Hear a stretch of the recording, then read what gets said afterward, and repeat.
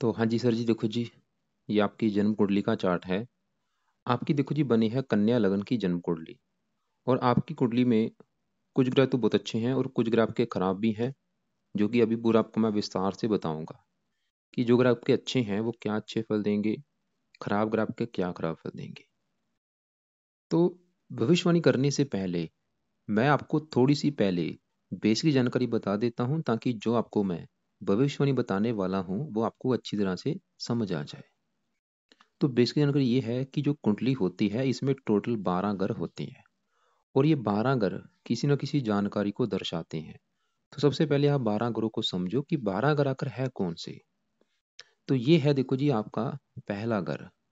आप याद कर लो कि ये ग्रह है आपका पहला ग्रह, ये जहाँ ये राहु शुक्र मैंने लिख रखा है, ये ग्रह पहला है, याद कर लो। ये है दूसरा ग्रह आपका, ये तीसरा ग्रह, चौथा, ये पांचवा ग्रह है, छठा, सातवां, आठवां, नौवां, दसवां, ग्यारहवां, और ये लास्ट वाला 12वां ग्रह। तो 12 ग्रह को आप याद कर लो अच्छी तरह से। फिर आ गया पहला ग्रह।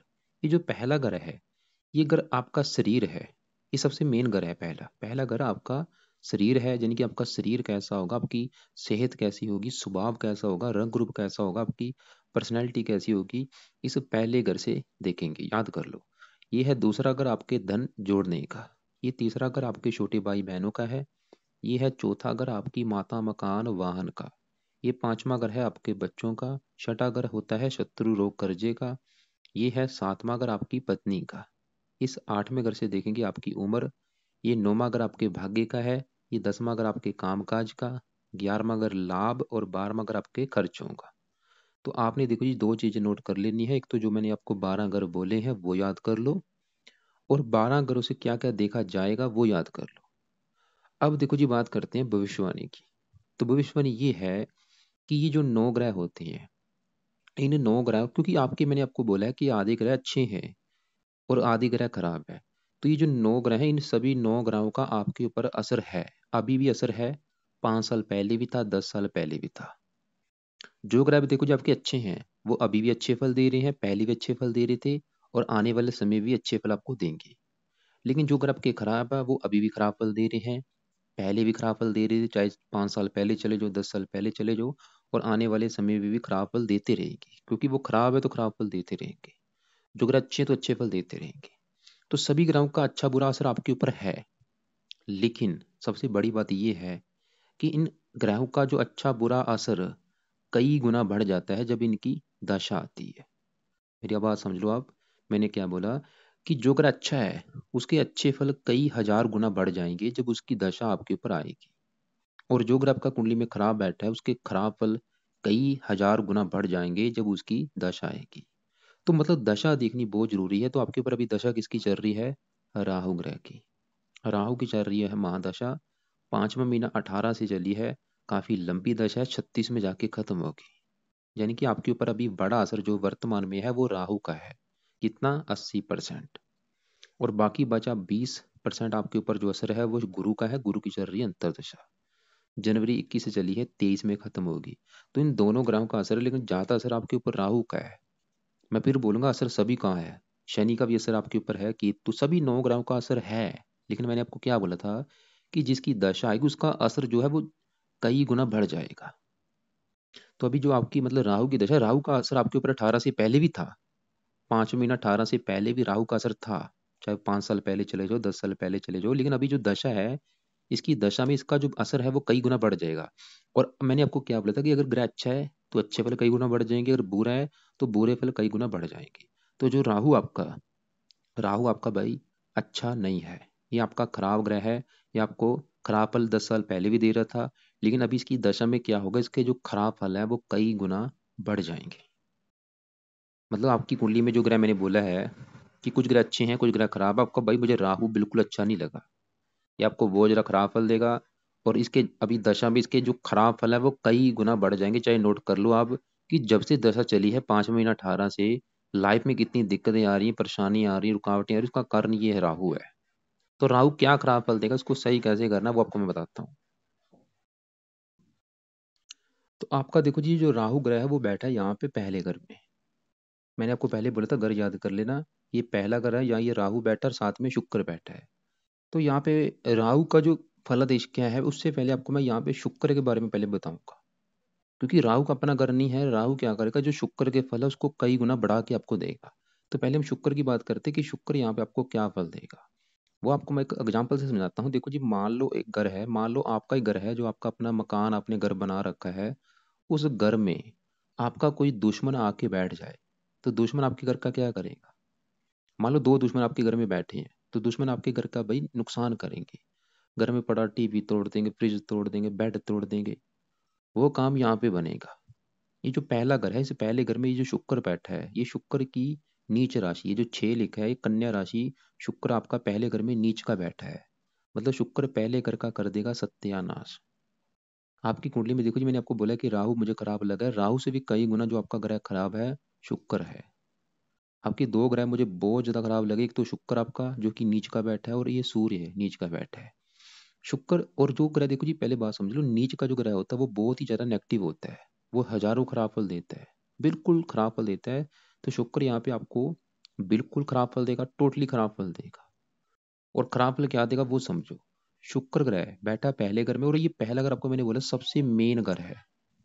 पहला घर भाई सबसे मेन घर है। जैसे कि ये सातवां घर पत्नी का बोला है, पांचवा घर आपके बच्चों का, चौथा घर आपकी माता का, तीसरा घर छोटे भाई बहनों का। ऐसे ही भाई ये जो घर है, पहला घर आपका घर है, मैं आपकी बात कर रहा हूँ, ये घर आपका है।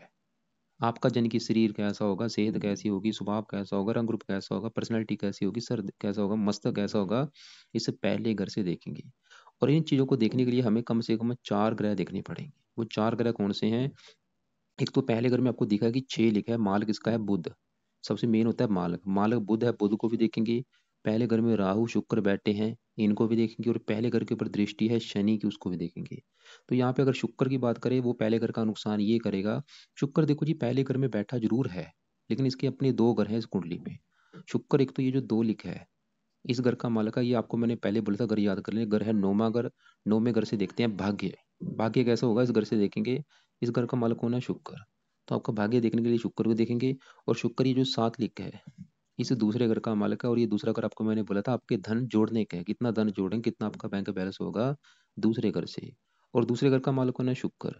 तो आप खुद देखो, धन जोड़ने का मालक शुक्र, भाग्य घर का मालक शुक्र बैठा है नीच का, मतलब खराब बैठा है, खराब फल देगा। दो खराब योग बने। एक तो भाग्य चलेगा, भाग्य आपका नीच का बैठा है, तो भाग्य भंग योग बना। शुक्र ये दिखा रहा है कि आपको भाई भाग्य से संबंधी आएंगी बहुत ज्यादा दिक्कतें। भाग्य आपका साथ देगा नहीं। और शुक्र दूसरे घर का मालक का, धन जोड़ने का, धन आपका कहाँ बैठा, नीच का, धनहीन योग बना। वो ये दिखा रहा है कि आप धन जोड़ नहीं पाएंगे, धन आपका खर्च होता रहेगा। और शुक्र इस पहले घर का नुकसान करेगा, मतलब आपका आपकी हेल्थ को नुकसान करेगा ये। आपको हेल्थ को लेके आएंगी दिक्कतें। आपको रोगी बनाएगा, शरीर को रोगी भी बनाएगा, मानसिक रोगी भी बनाएगा। क्योंकि नीच का बैठा है पहले घर का। और रोग क्या होगा ये भी देख सकते हैं। रोग होगा शुक्र से जुड़े रोग। शुक्र से जुड़े रोग, जैसे शुक्र है गुप्त अंगों का कारक, आपको गुप्त अंगों से रिलेटेड कोई ना कोई गुप्त रोग हो सकता है। जैसे कि वीर्य संबंधी, पेशाब संबंधी, कोई ना कोई गुप्त रोग देगा। और अब आपको मैं देखो जी, हम बात करते हैं इसके अलावा भी शुक्र आपको कई खराब फल देगा। जैसे कि शुक्र आपको बहुत ज्यादा कामों को बनाएगा, आपकी काम वासना बढ़ाएगा, आपकी पत्नी के अलावा बहुत ज्यादा आपके एक्स्ट्रा फेयर कराएगा। क्योंकि यहाँ पे देखो जी, एक योग बना है, शुक्र के साथ बैठा है राहु। यहाँ पे योग बना है लंपट योग, सर्च कर लेना। इसे क्या, ये आपको व्यभिचारी बनाएगा। मतलब बहुत ज्यादा आपकी काम वासना बढ़ाएगा। आपके मतलब जैसे कि आपके हर समय आपके मन में रहेगा रति सहवास करने की, ये चीजें आपकी होंगी। और आपको बहुत ज्यादा बदनामी भी मिलेगी, स्त्रियों के द्वारा आपके बदनामी में होने के भी काफी योग दिख रहे हैं। और शुक्र क्योंकि एक रति ग्रह है, तो लंपट योग बना है। और शुक्र यहाँ पे, जैसे कि मैंने आपको क्या बोला था कि जो राहु की दशा चल रही है, राहु का अपना घर नहीं है। राहु शुक्र के जो फल है उसको कई गुना बढ़ा देगा। अभी जो राहु की दशा चली है, ये शुक्र के, एक जो शुक्र के बुरे फल मैंने आपको बताया, उस बुरे फलों को बढ़ा देगा। जैसे कि आपकी काम वासना बहुत ज्यादा बढ़ा देगा, भाग्योदय संबंधी दिक्कतें बहुत ज्यादा आएंगी, धन संबंधी दिक्कतें आएंगी। शुक्र पत्नी का कारक है, पत्नी संबंधी दिक्कतें आएंगी। कोई गुप्त रोग आपको हो सकता है। शुक्र वाहन का कारक है, राहु एक्सीडेंट का कारक है, वाहन से आपके एक्सीडेंट होते रहेंगे। इसलिए वाहन चलाते समय सावधानी बरते, तेज गति में वाहन ना चलाए। इसके अलावा काफ़ी चीज़ें हैं, जैसे मैंने आपको बोला काम को बहुत ज़्यादा बनाएगा, काम वासना बहुत ज़्यादा होगी आपके में। और इसके अलावा राहु देखो जी पहला घर जो कि आपका शरीर, आपको मैंने पहले ही बोला है, ये भाई पहला घर आपका शरीर है, मेन घर है, सबसे मेन घर। दूसरे घर वो मेन नहीं है ये जितना पहला है, क्योंकि पहला घर आप खुद है। तो राहु की अगर बात करें, तो जैसे मैंने बोला हजारों खराब फल क्या देगा, जो भी मैंने बुरे फल बोले हैं वो बुरे फलों को बढ़ाएगा मतलब। और राहु ये करेगा कि आपके शरीर के ऊपर बैठा आपकी सेहत को भी खराब करेगा, आपको मानसिक रोगी बनाएगा, शरीर को रोगी बनाएगा, आपको जीवन में संघर्ष कराएगा, किसी काम में प्रथम प्रयास में सफलता नहीं मिलेगी, लाइफ में दिक्कतें परेशानियां रुकावटें संघर्ष ये चीजें सब देगा आपको। तीन दृष्टियां, पांचवें घर के ऊपर पड़ेगी, संतान संबंधी भी दिक्कतें कोई आ सकती हैं, बुद्धि को बर्बाद कर देगा, लाइफ में डिसीजन सही नहीं ले पाएंगे, पत्नी संबंधी दिक्कतें, भाग्य संबंधी दिक्कतें, हजारों खराब है। मतलब बुरा समय आपका चल रहा है। एक तो राहु वैसे ही आपके सर के ऊपर बैठा है, आपको क्रोधी भी बनाएगा, जिद्दी भी बनाएगा, और ऊपर से शुक्र नीच के शुक्र के साथ बैठा है, उसके बुरे फलों को बढ़ा देगा शुक्र के। दूसरा कर परिवार का भी होता है, परिवार के संबंधी दिक्कतें। तो आपकी मतलब लाइफ में भाई जो भी आपके सवाल होंगे, कि आपको चाहे डर लग रहा है, आपके मन में जो भी चीजें आ रही हैं, ये सब इस राहु की वजह से है। राहु जो शुक्र के साथ बैठा है, इन दोनों की वजह से आपकी लाइफ में जो भी दिक्कतें आ रही ये कारण है। क्योंकि राहु जो है वो काल्पनिक चीजों का कारक है। काल्पनिक चीजें मतलब जो ऐसी चीजें आपके साथ होंगी नहीं, आपको वैसे डर लगा रहेगा कि भाई मेरे साथ ये ना हो जाए, वो ना हो जाए, होगा आपके साथ कुछ नहीं, वैसे डर लगा रहेगा। क्योंकि वो काल्पनिक चीजें होती हैं, राहु की वजह से होती हैं। राहु जो हमारे गर्दन का ऊपर का हिस्सा होता है सर, क्योंकि नीचे का हिस्सा केतु है और बैठा भी आपके सर के ऊपर है। तो आपका जो सवाल है कि आपको भाई अश्लील विचार आ रहे हैं, ये भी शुक्र की वजह से है। डिप्रेशन हो गया, नींद ना आना, अजीब अजीब विचार आने, ये सब राहु की वजह से है। चाहे नोट कर लेना कि जब से दह चली है 18 से, उसके बाद लाइफ में कितनी दिक्कतें आ रही। आपने लिखा है कि 8 साल से आ रही, लेकिन इसके बाद तो ज़्यादा आ रही होंगी। तो आपको क्लियर हो चुका है कि आपकी मतलब लाइफ में दिक्कतें परेशानी आने का जो बड़ा कारण है शुक्र है। लेकिन शुक्र से जो राहु बैठा वो, क्योंकि शुक्र के साथ राहु क्या करेगा, राहु शुक्र के बुरे फलों को बढ़ा देगा। तो यहाँ पे अगर आप अपनी लाइफ में चेंज चाहते हैं, इस दोनों ग्राम को सही करना पड़ेगा, तब जाकर आपकी लाइफ में चेंज आएगा। तो लिख लो उपाय क्या करने हैं। शुक्र के पीछे लिखा है 16, ये पावर होती, पावर जीरो करनी, इसकी पावर जीरो करनी। पहले शुक्र के उपाय लिखो। शुक्र के शुरू करने आपने उपाय करने शुक्रवार के दिन से। संकल्प लेना है पहले।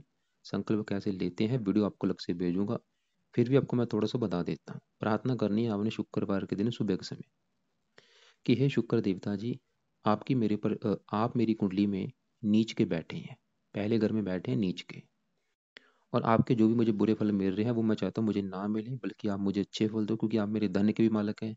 मुझे जो धन संबंधी दिक्कतें आ रही ना आए, भाग्य घर के मालिक, भाग्य संबंधी दिक्कतें आ रही ना आए, और मुझे हेल्थ को लेकर जो दिक्कतें आ रही मुझे ना आए, इसलिए आपका मैं पाठ पूजा किया करूँगा। तो ऐसे संकल्प लेके आपने शुक्र का रोजाना कम से कम 2-3 माला शुक्र का करना है मंत्र जाप। चाहे स्टार्टिंग में 1 माला कर लो, लेकिन जितना ज़्यादा करो उतना बेनिफिट है। मंत्र इसका है ओम शुम शुक्राय नमः। दूसरा काम आपने शुक्र का जो बेस्ट उपाय है वो है इसका कवच का पाठ, कम से कम 3-4 पाठ रोजाना करने। 2 मिनट का पाठ है, 4 पाठ भी करेंगे 8 मिनट लगेगी। तो 2-3 पाठ, 3-4 पाठ रोजाना करने हैं। तीसरे नंबर पे शुक्र का करना है दान। दान करना है रोजाना, या हफ्ते में 3-4 दिन कर दिया करो, करते रहना लाइफ टाइम। दान क्या है, शुक्र की वीडियो अलग से भेजूंगा, उसमें शुक्र के दान लिख रखे हैं। सभी दान नहीं करने हैं, जो आपको लगता है कि आप दान आसानी से कर सकते हो वो आपने कर रहे हैं। चौथे नंबर पे शुक्र की देवी है माता लक्ष्मी जी, तो आप माता लक्ष्मी जी की भी पूजा उपासना कर सकते हैं। अब देखो जी, यहाँ पे जो राहु बैठा है, तो राहु के उपाय ज़्यादा से ज़्यादा करने हैं, क्योंकि बड़ा असर राहु का है। तो राहु के लिए पहले नंबर पे इसका आपने दान करना है। दान की भी वीडियो आपको मैं भेजूंगा, राहु का दान क्या है वो आप देख लेना। रोजाना करना है, कोशिश करो रोजाना करने की, जहाँ हफ्ते में 4-5 दिन किया करो। दान क्या है इसका, वैसे एक दान है सतनाजा, वो जरूर करना आपने, वो भी वीडियो भेजूंगा कैसे बनाना है, कैसे दान करना है। दूसरा काम आपने रोजाना 1-2 माला राहु का करना है मंत्र जाप। शुक्र के जो आपको मैंने पाठ बोले हैं मंत्र जाप, वो सुबह के टाइम। राहु का करना अपने रात के समय। राहु का मंत्र है ओम राम राहाय नमः। तीसरा काम आपने राहु का करना है कवच का पाठ, 2-3 पाठ राहु कवच के। चौथे नंबर पे राहु स्रोत के पाठ। और एक आपको वीडियो भेजूंगा राहु की 25 उपाय वाली, उसमें राहु के मैंने 25 उपाय लिख रखे हैं, वो भी आप देख लेना, जिसमें आपको लगता है कि जो आप उपाय कर सकते हैं वो आपने करने हैं। तो आपको क्लियर हो चुका है कि जो 12 ग्रह हैं, ये पहला ग्रह भाई सबसे मेन ग्रह है आपका शरीर, और शरीर के ऊपर शुक्र नीच का बैठा है, वो पहले घर का नुकसान कर रहा है, राहु पहले घर का नुकसान कर रहा है। अब देखो जी, इस पहले घर का जो मालिक 6 लिखा है वो है बुध। बुध की अगर बात करें तो वो बैठा है यहाँ पे दूसरे घर में। पहले घर का मालक है, बैठा दूसरे घर में है। और बुध ये जो 3 लिखा है इस 10वें घर का भी मालक है। और बुध भाई आपका है बहुत ही अच्छा। बुध ने देने हैं अच्छे फल। लेकिन जो बुध के अच्छे फल हैं वो कम हो चुके हैं। देगा अच्छे फल ही, लेकिन अच्छे फलों का जो लेवल है कम हो चुका है।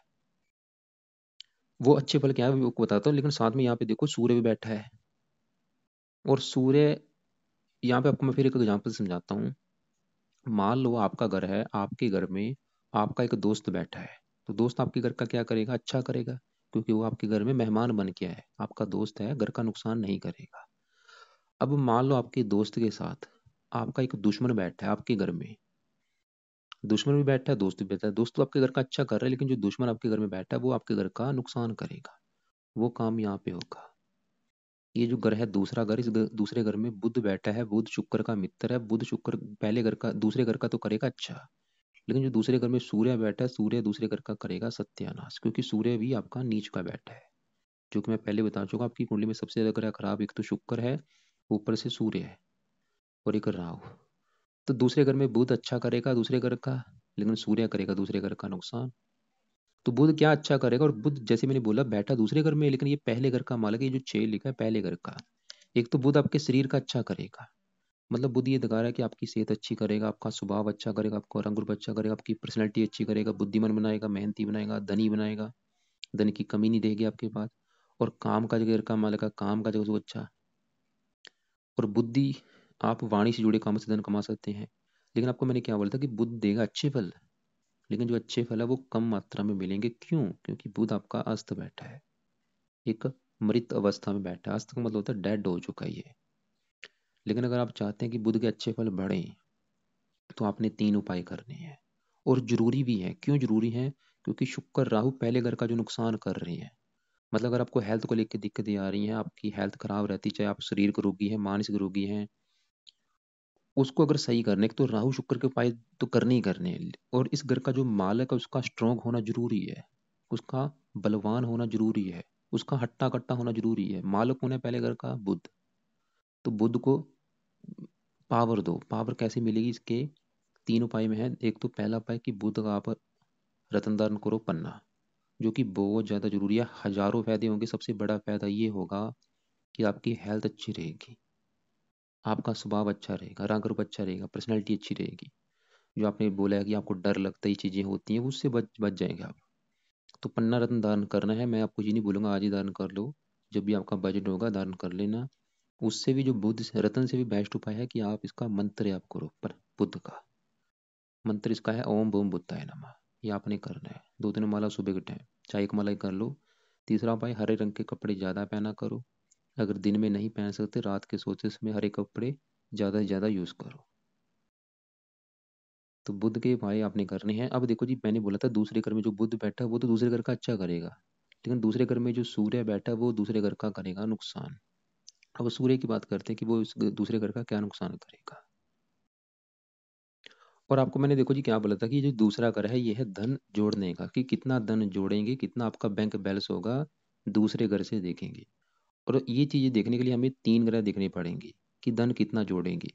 उसके लिए 3 ग्रह देखने पड़ेंगे। 3 ग्रह कौन से हैं? एक तो सूर्य है जो कि दूसरे घर में बैठा है, बुध है जो कि दूसरे घर में बैठा है, और दूसरे घर का जो मालक है यहाँ पे साथ लिखा है। मालक कौन बोला था मैंने? शुक्र। तो शुक्र को तो हम पहले देख ही चुके हैं, वो नीच का बैठा। वो ये दिखा रहा है कि आप धन ही नहीं, आप धन जोड़ नहीं पाएंगे, क्योंकि वो नीच का बैठा है। और शुक्र, अब देखो जी शुक्र को तो देख लिया। अब दूसरे घर में जो बुध बैठा है वो ये दिखा रहा है कि आप धनी बनेंगे, लेकिन दूसरे घर में जो सूर्य बैठा है वो दूसरे घर के में नीच का बैठा है। सूर्य आपका बहुत ज्यादा नेगेटिव है। सूर्य, ये जो 5 लिखे हैं, 12वें घर का स्वामी। 12वां घर होता है खर्चे का, हानि का। खर्चा जाके बैठा है धन जोड़ने घर में।